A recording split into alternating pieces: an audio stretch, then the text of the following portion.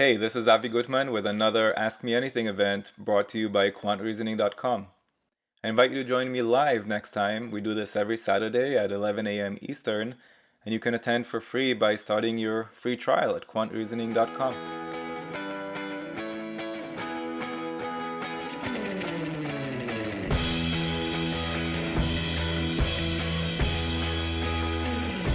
Reza asked me an excellent question in a comment on YouTube that I didn't get a chance to respond to yet, but I think this is a good place to respond to that.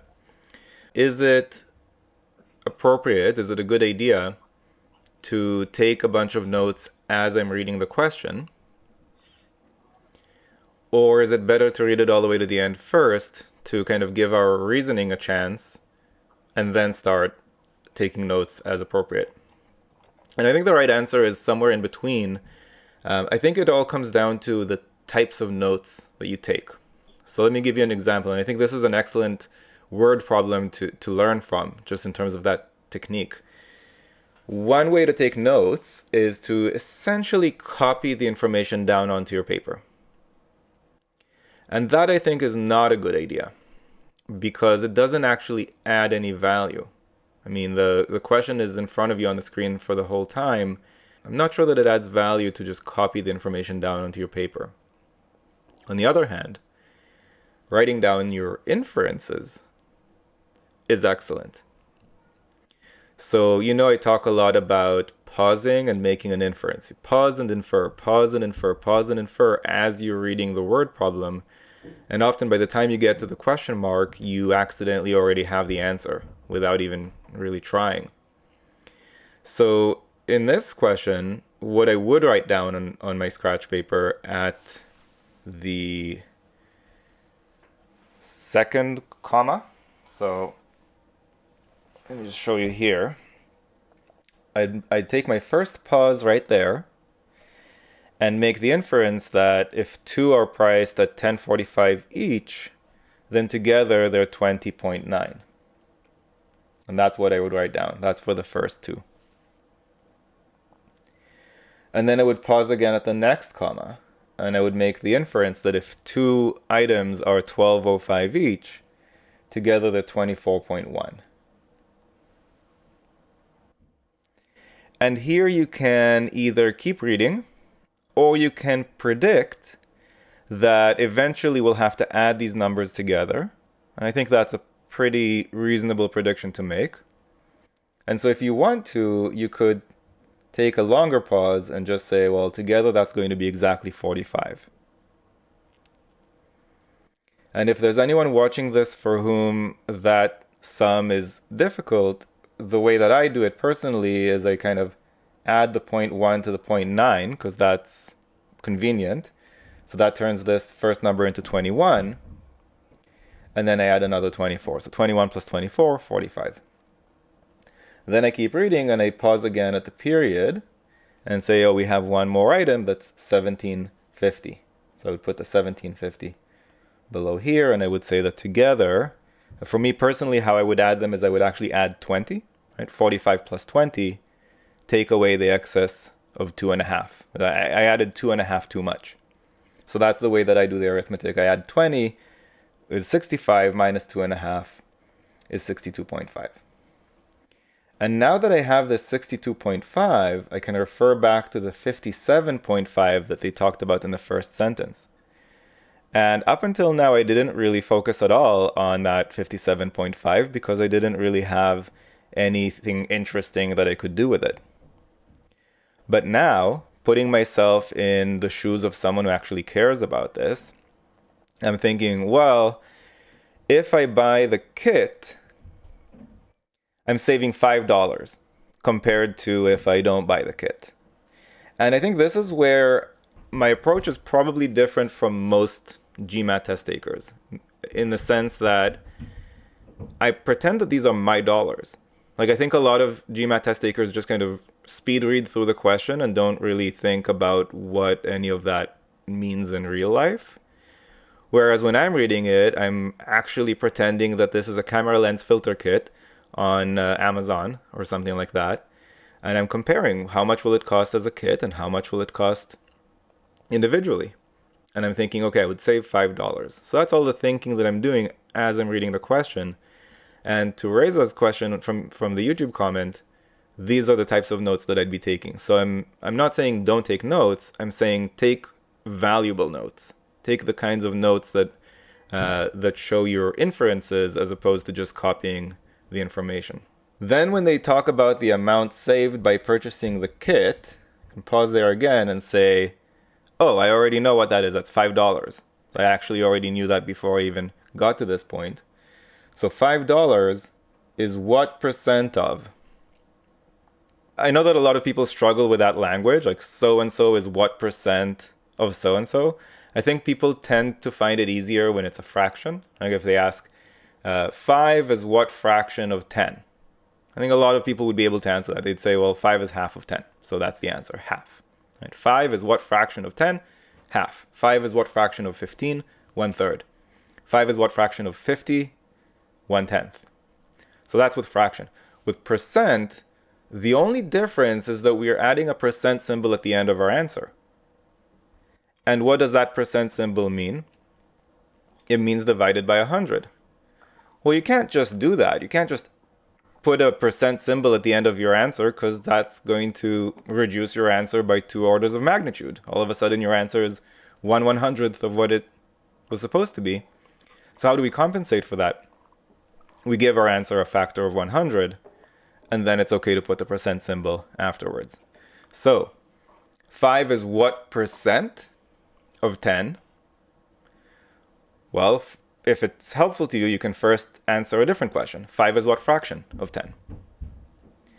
And then if you want it as a percent, just give it a factor of 100, and then you can put the percent symbol at the end. So half times 100 is 50. So 5 is 50% of 10. Now this is hopefully not that complex for those of you watching at home or live right now. But once we start entering variables, like x is what percent of y, well, that's really tricky for a lot of people. All right, x is what percent of y, but it's the same thing. If it was x is what fraction of y, you just say x over y.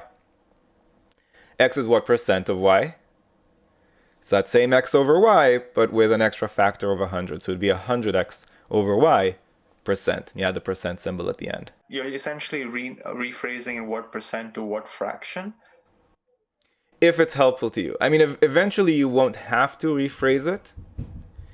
But if it's something that you struggle with, then yeah, just think of it as this is what fraction of that, because most people find that easier, and then convert it to a percent by giving it a factor of 100 and putting in the percent symbol at the end. A percent is just one particular case of fractions.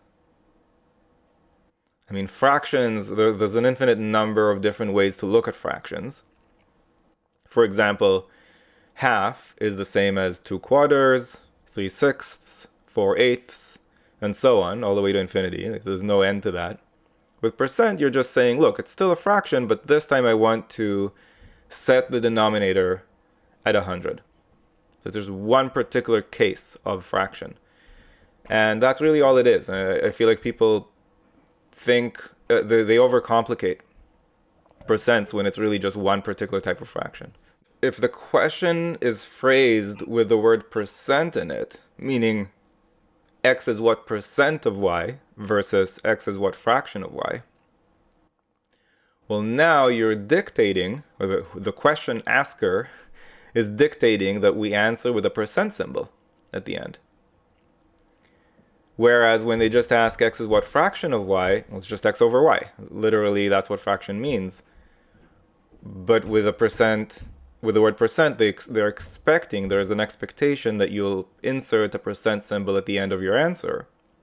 But that's going to reduce your answer by a factor of 100, so you just have to compensate for that, that's all.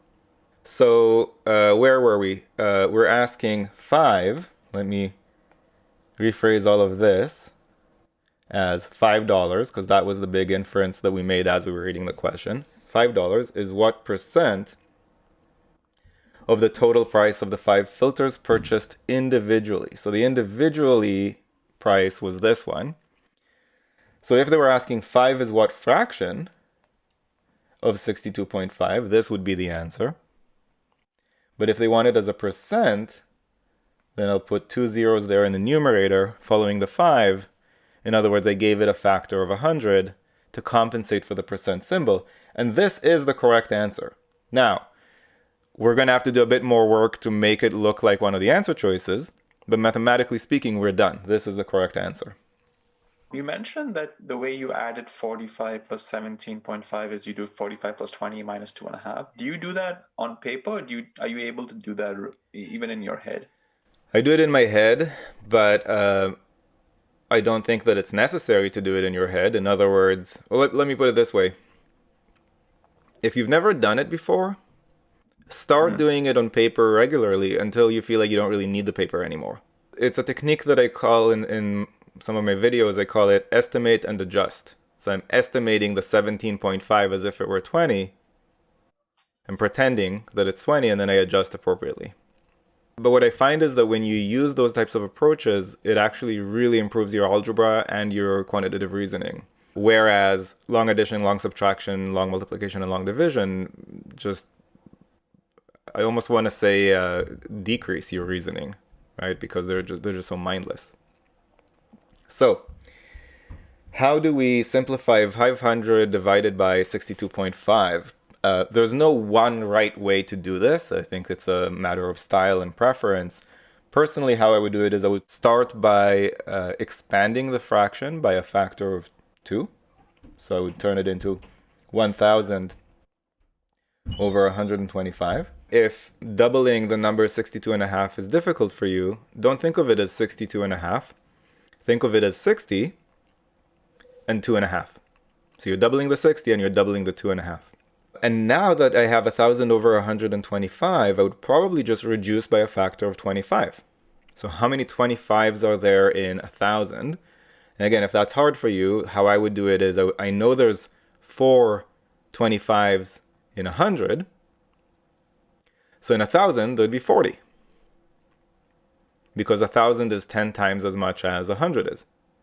So if there are 4 25s in 100, there would be 40 in 1,000.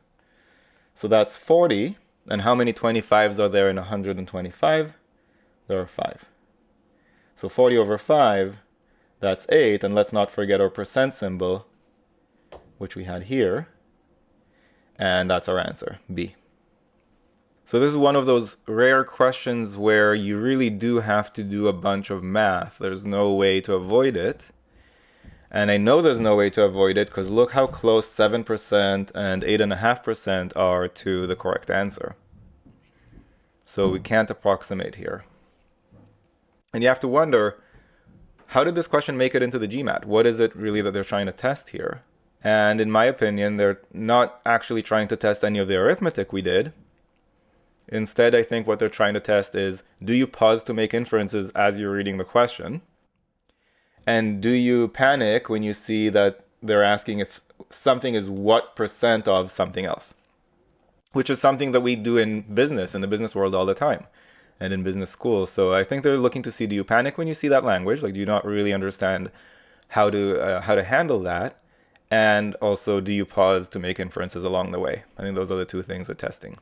Because the arithmetic itself, you've already been tested on in elementary school and ever since.